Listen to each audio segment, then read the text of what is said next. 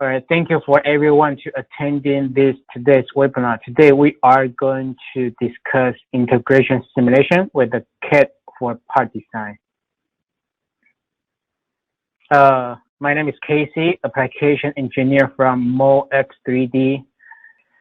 So let's talk about design for manufacturing, and we will focus on what is current challenges and what is Moldex3D application in automotive industry, and what is the need for design for manufacturing with upfront simulation, and what can Moldex3D do for design for manufacturing.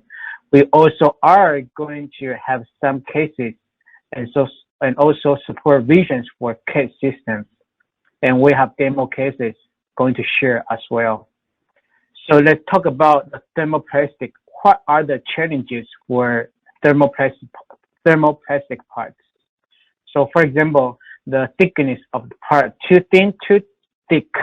Too thin will cause that hesitation. Too thick material will be easier to flow, so which will cause an unbalanced flow. The wall line issue, think mark shrinkage, and the pressure you need to understand what is the machine we need. Otherwise, will cause short shot issue.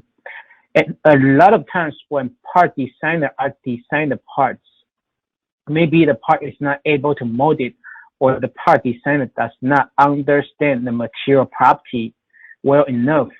That's why cause the manufacturing engineers or tooling engineers hard to build a good tool or mold in order to have good parts. In order to achieve a good part, there are a lot of things we are able to do in the upfront.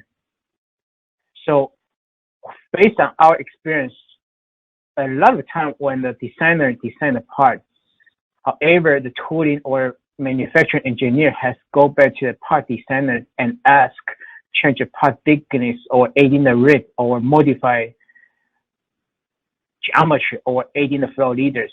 Those are aiding the time into the entire cycle. So basically, we are wasting a lot of time, and time is the cost. And here are some examples to show you. So for example, on the top left, this shows you how much pressure we need in order to fill the part. And in the middle is showing the hesitation. On the top of right, showing where are those all aligned locations. And those are the challenges of the part quality. And this is an example with a mu cell technology, which is published back to 2011.